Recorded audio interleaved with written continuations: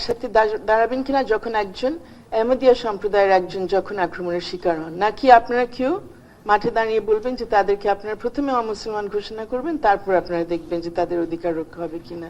আমরা চাইবো যে আপনারা সবাই তাদের পাশে দাঁড়াবেন এই ধরনের বিদ্বেষ যারা ছড়াচ্ছে তাদের বিরুদ্ধে।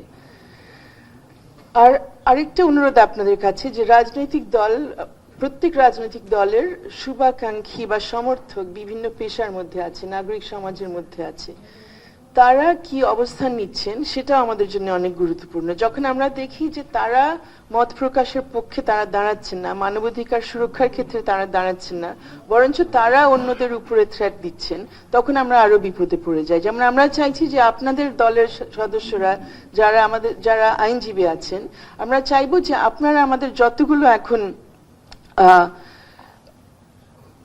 নিপীড়নমূলক যে আইনগুলো এখনো বিরাজ করছে সেগুলোর বিরুদ্ধে আপনারা সবাই দাঁড়াবেন, সেগুলো আপনারা ব্যবহার করার চেষ্টা করবেন না। কিন্তু দেখেন আমরা কি দেখেছি, আমাদের যে মানহানির যে আইনটি, ফৌজদারি যে আইনটি মানহানির 505-এর ক যেটার কথা বলা হলো দণ্ডবিধির, সেটা কারা কারা ব্যবহার করেছেন ইতিমধ্যে?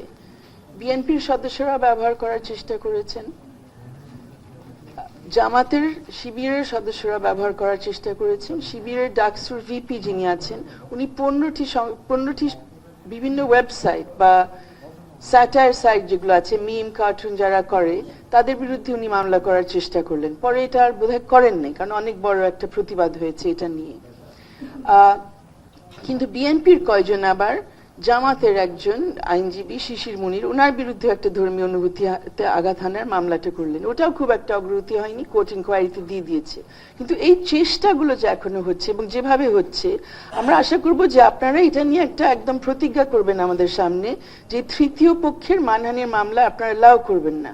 আপনাদের নেতা যেই হোক না কেন আপনাদের দলের, তার বিরুদ্ধে কেউ যদি কোনো কটূক্তি করে, সেটা নিয়ে আপনারা অফিসিয়ালি বলে দেন আমরা এটার বিরুদ্ধে স্টেটমেন্ট দিব। এটা কিন্তু আইনে অলরেডি আছে যে যারা পাবলিক ফিগার, পলিটিক্যাল ফিগার, তাদেরকে নিয়ে অজস্র কটূক্তি করা সম্ভব। আপনি ওর বিরুদ্ধে কোনো হুমকি ধামকি দিতে পারবেন না যে আপনি তাকে জবাই করে ফেলবেন, এগুলো আপনি করতে পারবেন না, কিন্তু আপনি কটূক্তি করতে পারেন। That is your problem. If you are going to stand as a public figure, আপনার ফেস করতে হবে পাবলিক ক্রিটিসিজম। আপনি কিন্তু আপনার সব দলের সবাইকে পাঠিয়ে দিতে পারবেন, দলের খালা ফুপু যে আছে তারা চলে যাবে মামলা করার জন্য, এটা আপনি করতে পারবেন না। এটা অতীতে আমরা দেখেছি বিভিন্ন সরকার। এটা আপনার প্লিজ একটা প্রতিজ্ঞা করেন, এটা আপনারা লাউ করবেন না। আরেকটা জিনিস আপনারা আমাদের কাছে চাইছি আরেকটু বেশি, এটা তো বললাম যে আইনের অপপ্রয়োগ আপনারা বন্ধ করেন। কয়েকটা আইন আপনারা যে বাতিল করবেন, প্লিজ এই প্রতিজ্ঞাটা করে ফেলেন। আমরা দেখেছি এর মধ্যে বিএনপির 31 দফার মধ্যে এসে গেছে, তারা বলছেন যে সন্ত্রাস দমন আইনটা তারা বাতিলই করবেন, বিশেষ ক্ষমতা আইন তারা বাতিলই করবেন। তারা এখন ক্ষমতায় আসেন নাই বুঝতে পারছি, কিন্তু তারা মোটামুটি একটা জায়গায় তো আছেন যে তাদের কথা কেউ কেউ তো শুনছে।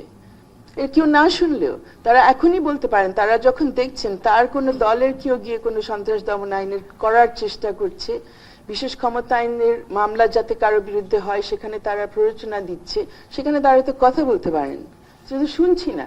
এই 12-14 মাসে আমি কোনো দলে, মেবি কোনো দল বলা ঠিক হবে না, কেউ কেউ নিশ্চয়ই বলেছেন এখানে যারা আছেন, কিন্তু বড় দল যারা আছেন তাদের কাছে শুনছি না যে বিশেষ ক্ষমতা আইনটা ব্যবহারটা বন্ধ হোক এই মুহূর্তে, নট আমরা যখন ক্ষমতায় আসবো তখন, এখনই বন্ধ করে দেন। সন্ত্রাস দমন আইন নিয়ে মেবি আপনাদের অনেকের মধ্যে একটু বোধহয় দ্বিধা আছে যে ব্যবহার করবেন কি করবেন না, কিন্তু আপনারা তো কেউ আপত্তি জানান নাই যখন সন্ত্রাস দমন আইনটা ব্যবহার করা হলো, শুধু আটক আদেশের জন্য না, ইনফ্যাক্ট একটা দলের কার্যক্রম নিষিদ্ধ করার জন্য। ঠিক আছে, আপনাদের প্রতিপক্ষ দল, কিন্তু আপনাদের নিয়ে যদি এটা হতো আপনারা কি বলতেন? এখন আপনাদের প্রতিপক্ষ বলে এরকম একটা প্রক্রিয়া কেন আপনারা অনুসরণ করছেন? জাস্ট নিজেদেরকে জিজ্ঞেস করেন, আর আমাদেরকে সাধারণ জনগণকে আপনারা জানান যে এই অবস্থা আপনারা কেন নিচ্ছেন, জাস্টিফিকেশনটা দেন। জাস্ট চুপচুপ এগুলো মানে চুপচুপ হয়ে এটা মেনে নেওয়া, এটা ঠিক হচ্ছে না। আরো দুটো আইনের ব্যাপার একটু বলতে চাচ্ছি। একটা হলো কোর্ট অবমাননার আইনটা। কোর্ট অবমাননার আইন হলো অ্যাগেন আরেকটা উপনিবেশিক আমলের আইন। কিছু কিছু ক্ষেত্রে অবশ্যই কোর্ট অবমাননা করা যাবে না, আপনি কোনোভাবে হস্তক্ষেপ করতে পারবেন না বিচার প্রক্রিয়ার উপরে, কাউকে হুমকি বা ভয় দিতে পারবেন না সাক্ষী বা ভুক্তভোগীদেরকে, কিন্তু শুধুমাত্র আপনি একজন বিচারপতির বা বিচারক সম্পর্কে আপনি মন্তব্য করার জন্য সেটা তো কোর্ট অবমাননা হতে পারে না এখন আর আসলে আধুনিক যুগে। ইনফ্যাক্ট এখানে যাদের কাছ থেকে আমরা পেয়েছি ব্রিটিশদের, ওরা তো নিজেই এই অংশটুকু বাতিল করে ফেলেছে বেশ কিছুদিন আগে। এবং আমরা ইনফ্যাক্ট কয়েক বছর দেখেছি, ইভেন গত সরকারের আমলে একটা হিরিক ছিল যখন অনেক কন্টেম্পটের মামলা হতো, আমাদের আইন উপদেষ্টাও খেয়েছেন, আই থিঙ্ক অনেকে আছেন এখানে যারা ফেস করেছেন, কিন্তু তারপর এটা আস্তে আস্তে থেমে গেল। এখন আনফর্চুনেটলি আমরা আবার দেখছি, আমরা আইসিটির চিফ প্রসিকিউটরের কাছে শুনেছি জুলাই নিয়ে কোনো মন্তব্য করলে এটা নাকি কন্টেম্পট হয়ে যাবে, আইসিটি নিয়ে কোনো কথা হলে এটা নাকি কন্টেম্পট হয়ে যাবে। আমাদের সুপ্রিম কোর্টের মধ্যে কন্টেম্পটের কেস হয়েছে বিকজ এই সরকারের গঠন নিয়ে মন্তব্য করা হয়েছে। সো এগুলো আমরা কেন মেনে নিচ্ছি? আমাদের স্ট্রংলি সবাই মিলে, আপনারা যদি ইভেন আপনারা যারা এই টেবিলে, ফরগেট নিষিদ্ধ দল, আপনারা যারা এখানে আছেন, আপনারা একটা কনসেনসাসে আসেন, এই কটা জিনিস ব্রিটিশ আমলের এইসব লেগেসি, এগুলো নিয়ে আমরা আর চলবো না। কন্টেম্পট, সেডিশন লজ, ডেফেমেশন লজ, এবং লাস্ট, এবং যেটা কেউ কেউ মনে করবেন খুব সেন্সিটিভ, ধর্মীয় অনুভূতিতে আঘাত হানার আইনটা। এই আইনটাও কিন্তু একটা কলোনিয়াল লেগেসি, কিন্তু এই আইনটা কি কলোনিয়াল লেগেসির চাইতে ওয়ার্স। ব্রিটিশ আমলে যখন এই আইনটা ছিল তখন বলা হতো আপনি কারো বিরুদ্ধে যদি মামলা করতে চান আপনার আগে সরকারের অনুমোদন নিয়ে আসতে হবে। স্বাধীন বাংলাদেশে আমরা কি করেছি? আমরা বলছি সেটা আর লাগবে না, আমরা পাকিস্তান মডেলে চলে যেতে যাচ্ছি, যে যার মতো গিয়ে একটা মামলা ঠুকে দিবে ধর্মীয় অনুভূতিতে আঘাত। আপনারা প্লিজ অ্যাটলিস্ট এটার বিরুদ্ধে বলেন যে আপনারা যদি রাখতেও চান আপনারা ওই প্রক্রিয়াটা নিয়ে আসেন যে অনুমোদনটা লাগবে। সেটাতেও কিন্তু অনেক ধরনের অপব্যবহার বন্ধ হবে না, কারণ যাদের ক্ষমতা থাকবে তারা নিশ্চয়ই অনুমোদনটা নিয়ে আসতে পারবে, কিন্তু অ্যাটলিস্ট কিছুটা হয়তো রোধ হবে। আপনাদের কাছে আরো অনুরোধ করবো, আপনারা যদি এটা অন্যভাবে নিয়ে যেতে পারেন, এই আইনটা এভাবে যদি ব্যবহার না করেন, অনেকটা আমাদের সবার উপকার হবে। আর আইন অপপ্রয়োগের ব্যাপারে again আপনাদের কাছে আমরা কিছু প্রতিজ্ঞা চাচ্ছি।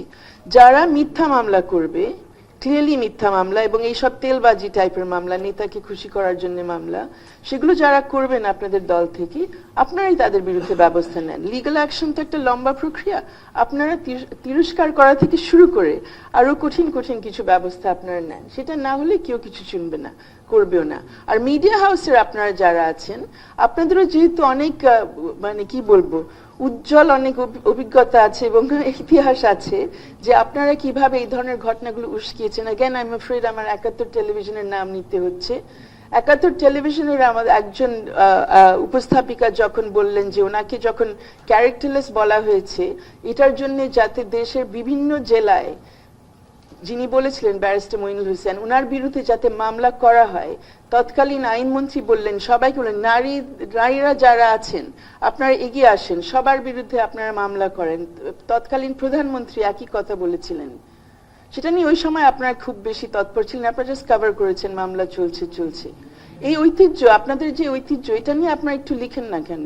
আপনারা বলেন, লিখেন, প্রচার করেন যেটা আপনাদের ঐতিহ্য, আপনারা এগুলো আর করবেন না।